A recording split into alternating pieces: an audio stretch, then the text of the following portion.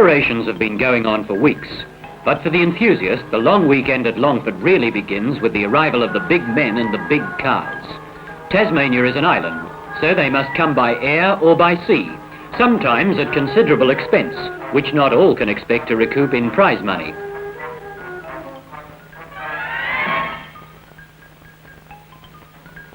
Yet year after year they arrive in increasing numbers, men and machines from all over Australia and from New Zealand, men who will be driving perhaps in their first big league races, and men whose names are respected on the famed circuits of Europe and the United Kingdom.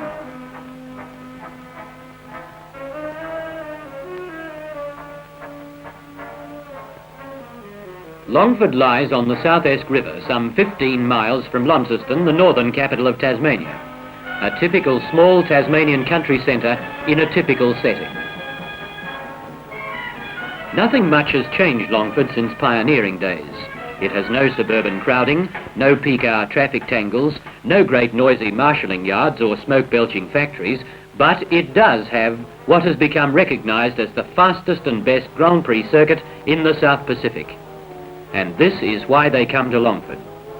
Grand Prix racing began over 50 years ago in Europe and grew out of the realisation that cars are built to run on roads and streets, with bends and corners, hills and dales, bridges and bumps, and this is where their designs must be proved.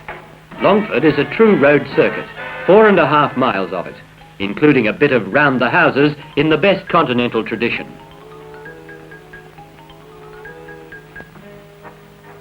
Let's have a look at some of the big cars of the racing world. One immediately notices that they're really very small. They look too small indeed to accomplish anything like 100 miles an hour, let alone the 180 or so which many are capable of reaching.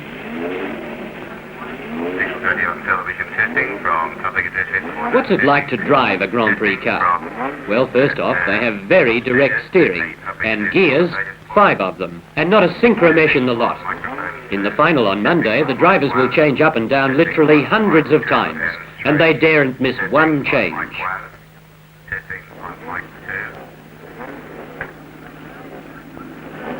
Here is Lex Davison, 4 times winner of the Australian Grand Prix, and his description of this 4.5-mile Longford circuit. We're doing about 120 miles per hour as we pass the start-finish line and change up to 4th and then 5th gear just before the water tower. At 130 miles per hour, we round the gradual right-hand sweep and manage to pull over 6,000 revs before the hump, which takes us downhill.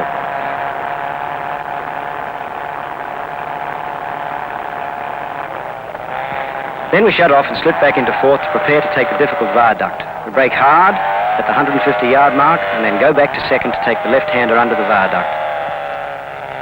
Accelerating hard past the trees, we go up to 3rd and 4th, drifting off Kingsbridge at about 130 miles per hour. We're now heading for the village, and we shut off early here at the 200-yard marker because the hump in the road will make you airborne. There are 2 to the left to take a wide arc round the pub corner. It's full acceleration as we take 3rd, 4th and 5th gear down Tannery Straight at about 160 miles per hour.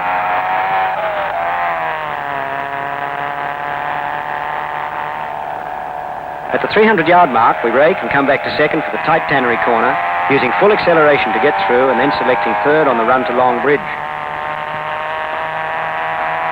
We rush across the bridge with the power on in an even flow, accelerating hard off it and slide uphill towards Newry Corner.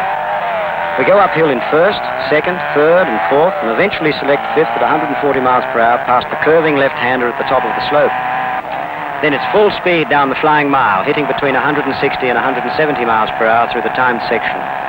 Keep the throttle hard open until the 300-yard marker, then use the brakes hard and the gearbox to come down to barely 20 miles per hour or so on the very slow Mountford corner.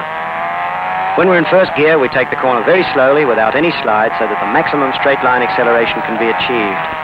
So it's up to 2nd, 3rd, 4th and 5th again down Pitt Straight. Not a bad lap. The present lap record for racing cars is 2 minutes 21.3 seconds, an average of 114 miles an hour held by Jack Brabham. But it seems possible the record will go this weekend. The Longford circuit makes 2 crossings of the South Esk. At both bridges, skin divers keep constant vigil during racing. The early ones have begun to arrive. Forerunners of thousands for whom the long weekend at Longford has become the most eagerly awaited event of the year. It's Friday, the 28th of February, 1964. All is in readiness. There is nothing to do but wait.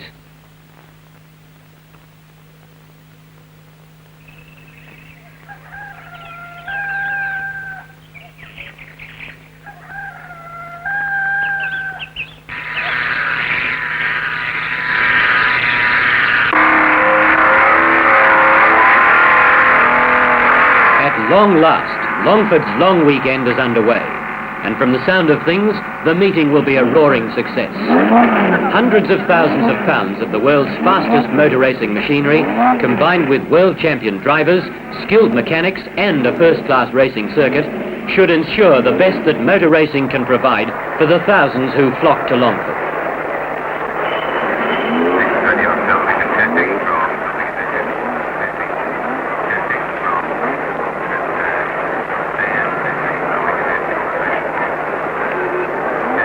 Motor racing enthusiasts come from all parts of Tasmania and the Australian mainland to Longford, and by the starting time of the first event, the stands are already filling rapidly.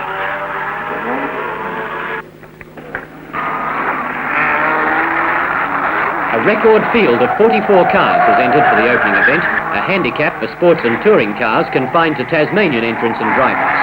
The cars range in size from an NSU Prince and Mini Minors through Australian Holdens to E-Type Jaguars and big Fords. Inevitably, there are some whose early enthusiasm in such a race lands them in the kind of spin they didn't quite bargain on. But fortunately, there's no real damage done. Car 38 is known as the Purple Petrol Eater. An average speed of 60 miles an hour for the 22.5 miles is recorded by the winner, and the stage is set for the feature event of the first day, the Australian Tourist Trophy over 23 laps, 103.5 miles.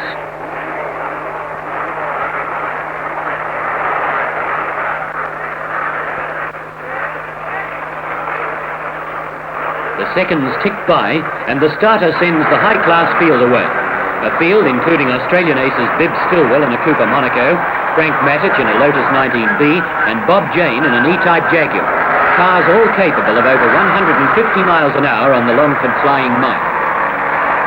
From the start, Stillwell has the Cooper running sweetly as he leads Mattich.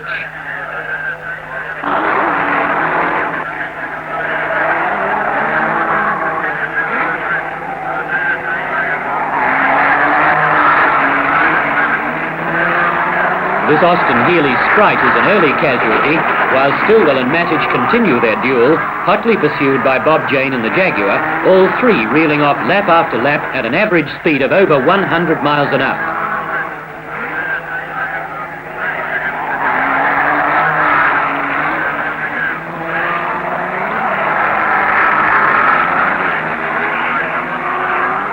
Both Stillwell, a Victorian, and Mattich from New South Wales have won the Gold Star, the highest award of the Confederation of Australian Motorsport, while Bob Jane, also a Victorian, is recognised as Australia's most outstanding touring car driver.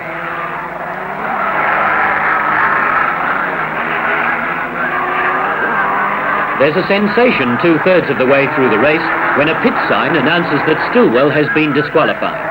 The terms of the Tourist Trophy require a standing start, but Stillwell, failing to coax the engine of his Cooper Monaco to fire, had been push-started into automatic disqualification. Mattich is now the leader in the Lotus 19, with Jane chasing him in second place.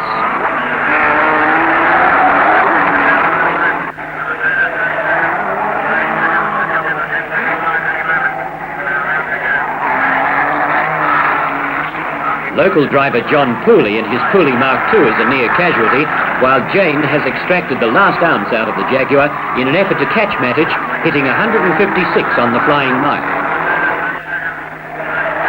James chases in vain as Mattich holds his lead, and in the meantime, Stillwell has re-entered the race after appealing against his disqualification. Stillwell finishes, but his appeal is dismissed, with Mattich winning by 28 seconds from Jane at an average speed of 101 miles an hour.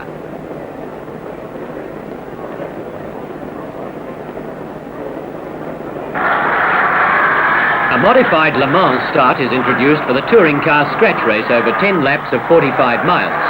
A race divided into 4 classes and including a wide variety of cars from Mini Coopers through Cortinas, Holdens to Bob Jane's 4.1-litre Jaguar. This is the most successful touring car in Australian motor racing. And right from the start, it's Jane leading. First from Bill Burns in a 3.4 Jaguar, and then Jim McEwen in a Lotus Cortina.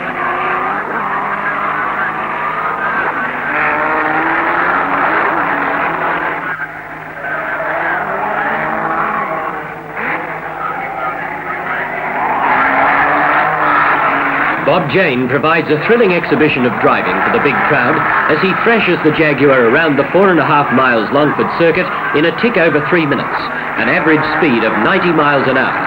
In one burst in the straight, he reaches 142 miles an hour, equaling his own record for the highest speed ever reached in a touring car on the Longford Flying Mile.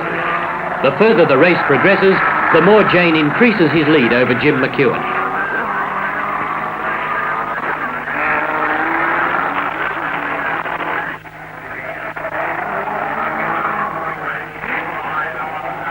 It's not only Jane who provides the thrills for the crowd.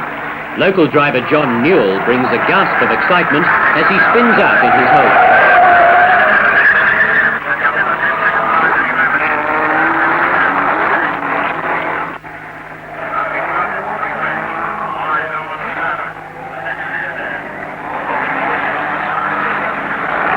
For Victorian George Russell in a Cortina GT, Mountford corner brings a check which might well have been marked not negotiable.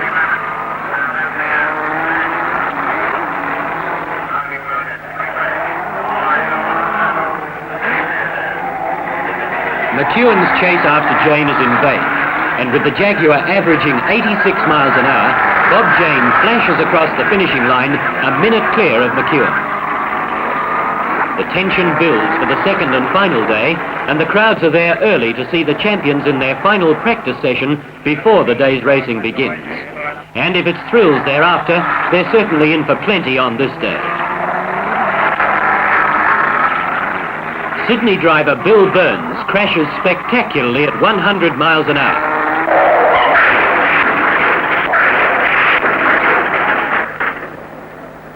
Burns had received an oil on track sign, and when he touched the brakes, they locked, causing the car to roll 3 times before crashing into a tree. Miraculously, Burns is extricated from the wrecked Jaguar, unharmed except for a slight scratch on his lower lip. No more racing at Longford this year for Bill Burns and his Jaguar, but you don't worry quite so much about thousands of pounds of car when you know you're lucky to be alive. The big motorcycle event of the day is the South Pacific 500cc Championship over 10 laps of 45 miles. The A and B grade races being run concurrently and attracting an entry of 38 well-tuned machines.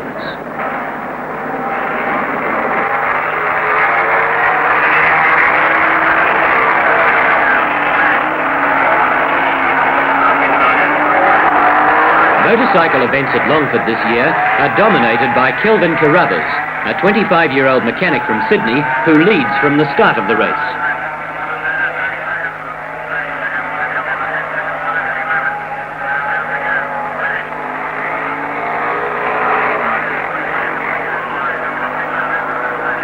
Carruthers, riding a 499cc Norton, is riding at Longford for the first time and obviously shows a liking for the typical European circuit.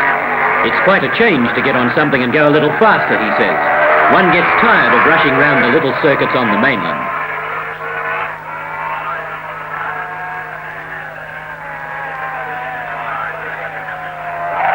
The sharply angled Mountford corner causes more spills than any other on the Longford circuit.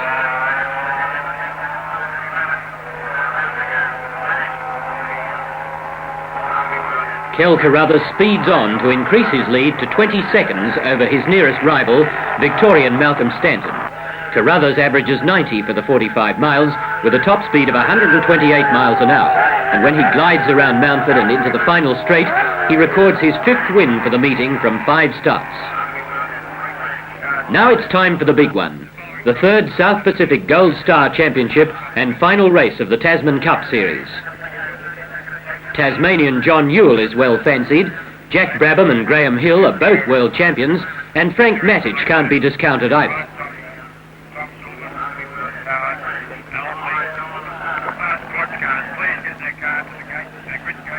twice world champion, Jack Brabham of Australia wants to win this one. He's driven brilliantly in his own Repco Brabham to win successive races at Sandown Park in Victoria, Warwick Farm in New South Wales and Lakeside in Queensland, and a win at Longford would give him a perfect score in the Australian section of the Tasman Cup.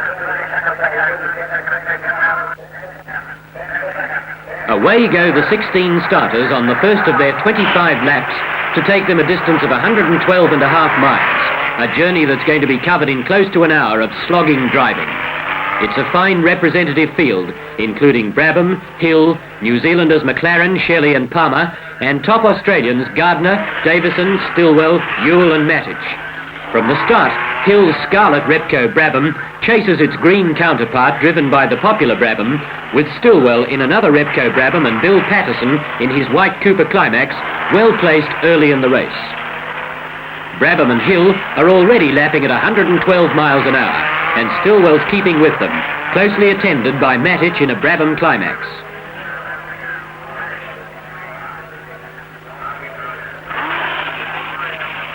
Brabham roars down the flying mile at over 160, and at the moment he's travelling like a winner, with 2 seconds to spare over Hill, and Mattich now third, having taken Stillwell in the straight. It's a trouble-free race so far, but Tasmanian John Ewell loses many valuable seconds as he completely misses Mountford Corner in his Cooper Climax.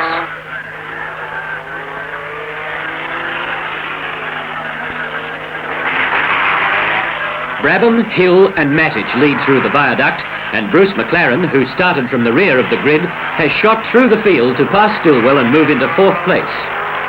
The cool Englishman won't let Brabham get far away, but the Australian is looking confident and holds his 2 seconds advantage, with Mattich driving a fine race and pacing it all the way with the international stars.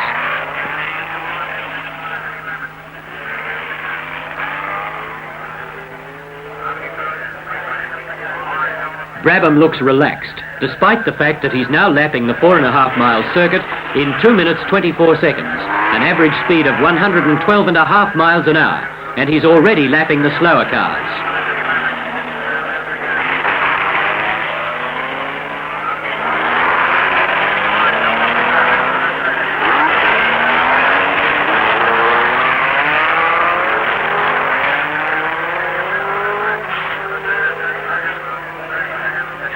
Brabham leads Hill and Mattich through the viaduct on lap 7.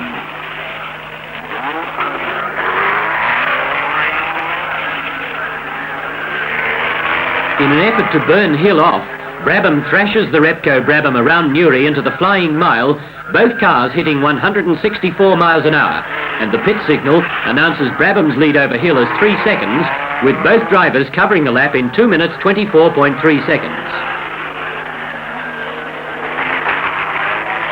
The battle of the Repco Brabhams continues, with Brabham and Hill, winners of 3 world championships between them, both striving for that little bit extra to decide the issue. Brabham hurtles down the flying mile close to top speed and is rewarded with the news that he's gained 2 more precious seconds on Hill with a 2:23.6 lap.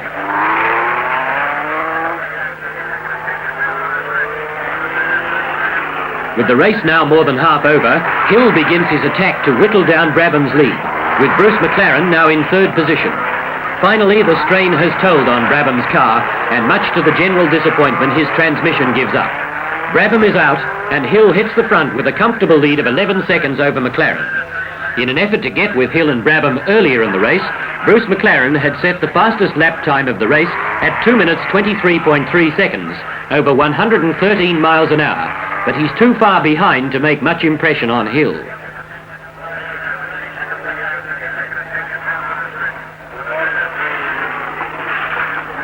They're in the last lap, and Hill retains his lead of over 10 seconds from McLaren, with Mattich driving consistently right through the race, holding 3rd place.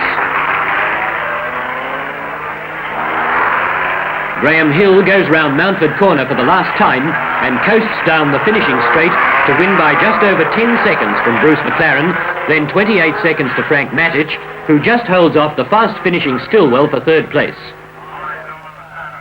Hill's Repco Brabham has performed magnificently to complete the 112.5 miles in a fraction over 60 minutes at an average speed of 111.73 miles an hour. His sportsmanship in picking up the less fortunate Jack Brabham on his victory lap of honour is genuinely appreciated. Hill pays a further tribute to Brabham after the race by declaring that it was Brabham's race right up to the time of his withdrawal. But no one would begrudge the modest Londoner his fine win. His quiet determination and brilliant driving carried him to the World Championship in 1962, and he was runner-up last year to the Scot Jim Clark.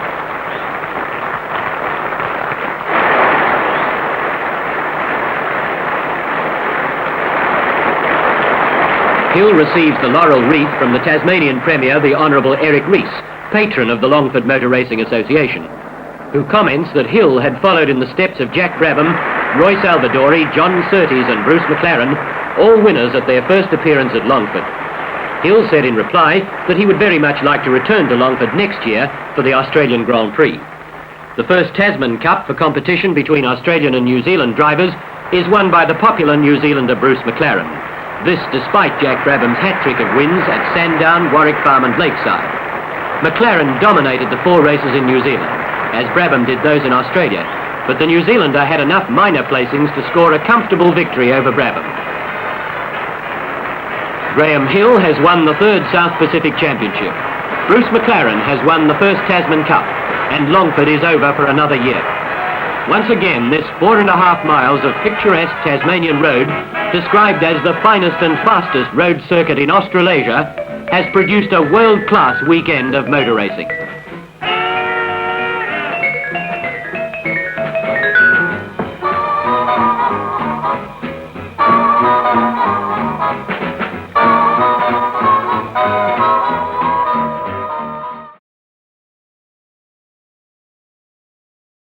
Assetto Corsa. We're going to be flat out past the start-finish straight into the fast right-hand kink past the water tower. Trail braking moment for the first right before viaduct chicane here. We're going to be going down into 4th as we kind of meet this tree line, trying our best to get over to the right to get all the way to the left, clip where that white concrete is, clip where those bollards are, and then if you can also clip the grass and tire stacks to driver's left, flat out over King's Bridge. We're going to brake after the little hump here for Longford Corner. Right there, about halfway through on the bottom side of the hump. It's kind of higher in the middle, you climb it, and then you go down. First gear corner out of Longford. Going to be flat out for quite a while here on our way down the Tannery Straight. Flat out over the railway gantry right there on the way to Tannery Corner. Tannery Corner, there's no specific braking mark depending on what car you're in. I like to use the road marker sign bollards on the side of the road as a reference. So we're going to turn in right and then try to brake in as straight of a line as possible here. Kind of when we hit where all those boards start. Again, another first gear corner. It's quite on camber, so there's a lot more grip there than you think. You can hit the throttle before you're even at the apex and kind of slide the back end of the car out. In 3rd, really fast left here for Long Bridge, and then trail braking down into 2nd here to try to get into Newry. Fading out and then back in. And then short-changing 2nd here on the way out. Going to be flat out over this blind right-left combination here that comes up. Aim for this tree. Whee. And then we're flat out onto the Flying Mile. This is going to be the longest straight on the circuit. I would recommend taking a taller 5th gear than you need to hit the rev limiter when running alone, just so you have a passing gear for any races. Here, for example, the gear I'm using in my Lotus is 320 kphs long. I like to brake at 250 meters. Boards are on the right-hand side here. And again, another really, really acute first gear hairpin for the final corner. And down the start-finish straight again.